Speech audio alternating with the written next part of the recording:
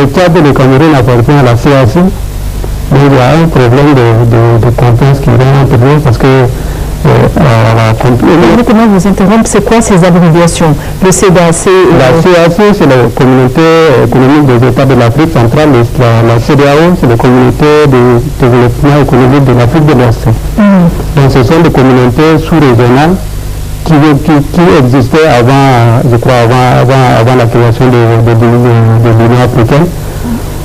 Et d'après vous, pourquoi est-ce que vous estimez que ça fait preuve de manque de confiance? C'est-à-dire c'est normal qu'il y ait des organisations régionales, qu'il y ait des organisations diverses? Oui, peut-être si on se réunit, si on fait une union peut-être pour défendre les valeurs communes, les dépenses communes. Alors, dans cette union, s'il y a d'autres sous-unions qui existaient, ça pose déjà un problème. Donc, peut-être dans les médias de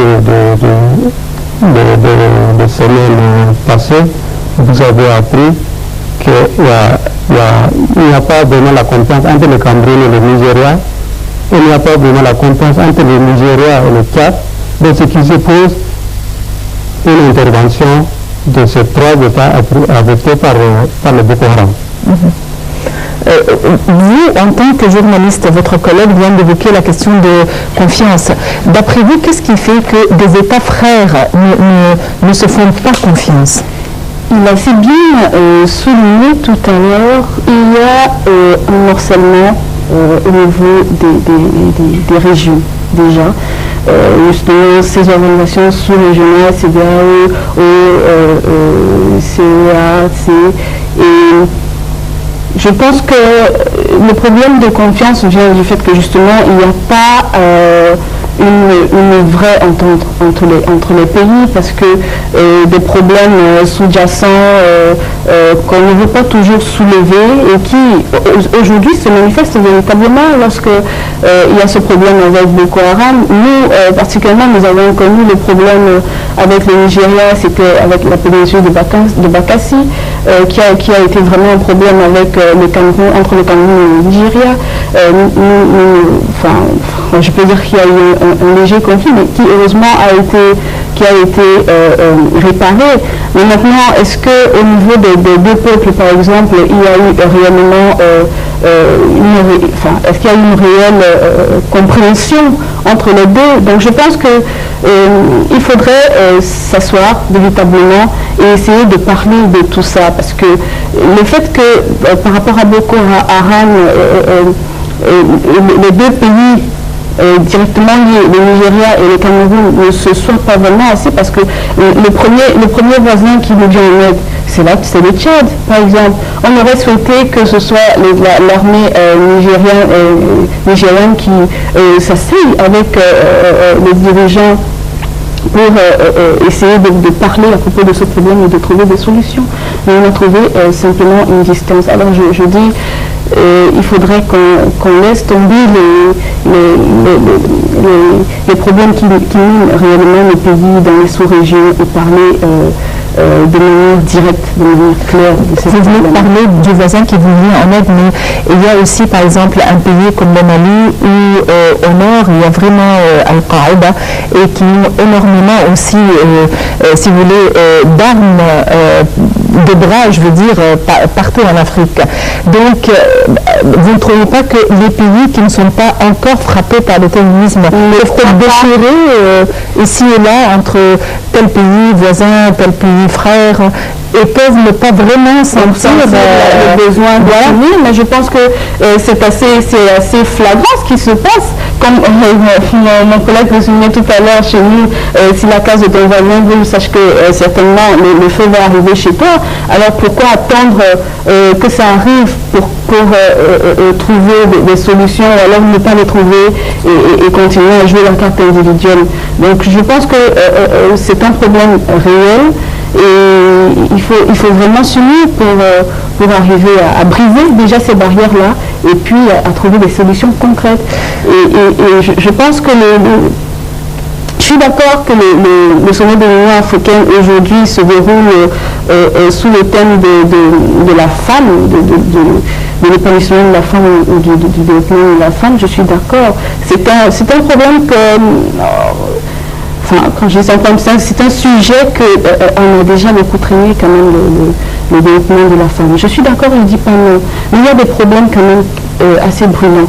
Et je pense qu'en dehors de ce sujet-là, que la femme, il faudrait que nos dirigeants africains, lorsqu'ils vont se réunir, ou alors lorsqu'ils vont parler dans les différentes sessions, qu'ils voient réellement où se trouve le problème et qu'ils le résolvent réellement.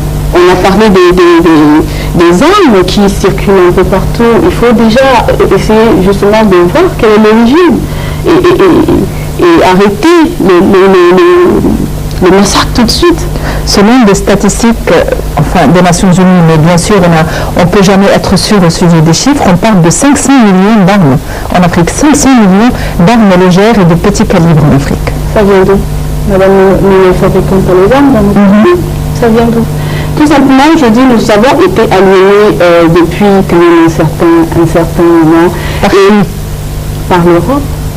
Nous avons été aliénés et ça peut paraître banal, mais le fait de parler plus la langue du français ou alors de pratiquer la culture du français ou je ne sais pas moi du britannique ou autre chose, quand même nous influence à un certain niveau. Alors je vais dire, d'accord, les armes, ils circulent, mais nous ne construisons pas d'armes dans nos pays, nous ne fabriquons pas d'armes.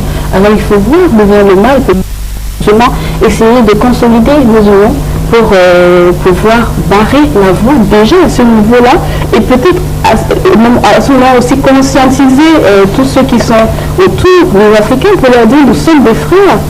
Nous sommes des frères, nous avons besoin de nous unir parce que de l'autre côté, ils ne nous font pas de cadeaux. Je pense que c'est... Je vais revenir encore une fois à la question de la femme en Afrique, mais passons à retourner au Tchad à présent avec M. Alassane. Madame a souligné un point important, c'est que ces armes viennent d'où? D'accord. L'Afrique a toujours été en proie à des conflits, que ce soit des conflits internes, que ce soit des guerres civiles, que ce soit des conflits interpays, entre voisins, et à présent, c'est le terrorisme. D'accord. Il y a un nouveau terme qu'on utilise à présent dans les conférences qui traitent l'Afrique, on parle de maturité politique. À votre avis, est-ce que c'est une question de maturité politique, de manque de maturité politique, ou il y a autre chose? Vous savez, dans ça, il y a beaucoup de facteurs qui agissent dans ces systèmes. Quand on regarde l'héritage que nous avons hérité de la colonisation, où sa politique s'est divisée pour venir. On a divisé le pays. Vous venez au Cameroun, c'est le même peuple qui est de l'autre côté, l'autre ici. Maintenant, après la décolonisation, on a fait maintenant un vrai groupe en sous-région. Et c'est vrai, le fabricant d'armes. Quand il fabrique d'armes, il faut trouver un marché. Il faut trouver un marché. Pour trouver le marché, il faut créer le conflit.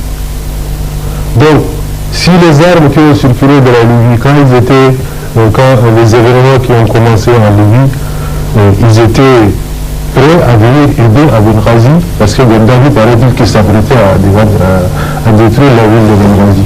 Quand ils étaient venus, il fallait finir le travail. Ils ont assassiné Gaddafi, ils ont laissé le peuple libyen, ils sont partis. Maintenant, qui est responsable de cette situation? Ces armes qui circulaient jusqu'à dans le désert du Mali, ceux qui travaillaient jusqu'à Boko Haram, ce sont ces mêmes armes-là qui se retrouvent entre les mains des terroristes.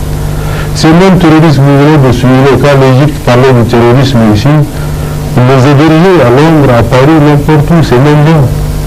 On les a utilisés contre l'armée rouge à l'Union soviétique. Maintenant, il faut les exporter quelque part.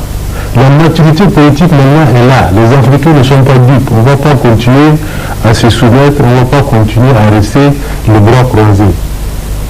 Depuis ces dernières années, on a commencé maintenant à avoir confiance en l'Union africaine. Il faut que les grands pays de l'Union africaine prennent leurs responsabilités. C'est Boko Haram, ça ne vient pas de vie. C'est Boko Haram où ils trouvent le financement, où est-ce qu'ils trouvent les armes lourdes, où est-ce qu'ils trouvent les véhicules. Ce ne sont pas des petits marabouts qui se promènent dans la forêt là qui vont trouver ça. Ils sont financés. Tout récemment, les gens viennent de trouver un conteneur qui est plein des arbres au Cameroun qui est destiné à ces gens-là. Donc, il faut que les pays africains, ensemble, surtout à haut niveau, au niveau de l'Union africaine, prennent conscience de cette situation. Parce que le terrorisme ne va pas épargner un pays ou un autre. Je ferme les frontières et je reste dedans, c'est pas possible. On était au Tchad, maintenant ils nous ont entourés tous par ces terroristes. On a envoyé nos forces au Mali pour intervenir. On a envoyé en Centrafrique. Maintenant on est au Cameroun. Ici, au Soudan. Mais les autres pays africains, certains pays se retrouvent un peu éloignés de la situation. Ils croyaient que le terrorisme ne va pas les atteindre. Avant, on parlait du terrorisme qui se faisait, il s'est pas mis en Afghanistan, au Pakistan, un peu plus loin. Maintenant, ça s'approche, c'est venu devant nos portes. Les gens sont obligés de faire une stratégie commune, d'unifier leurs forces pour pouvoir partager les informations. Ça, c'est un sur les différents. Unir leurs forces pour éteindre ces feux qui s'est animé un peu partout. Parce que si ça continue avec ces rythmes, ça va épargner aucun pays.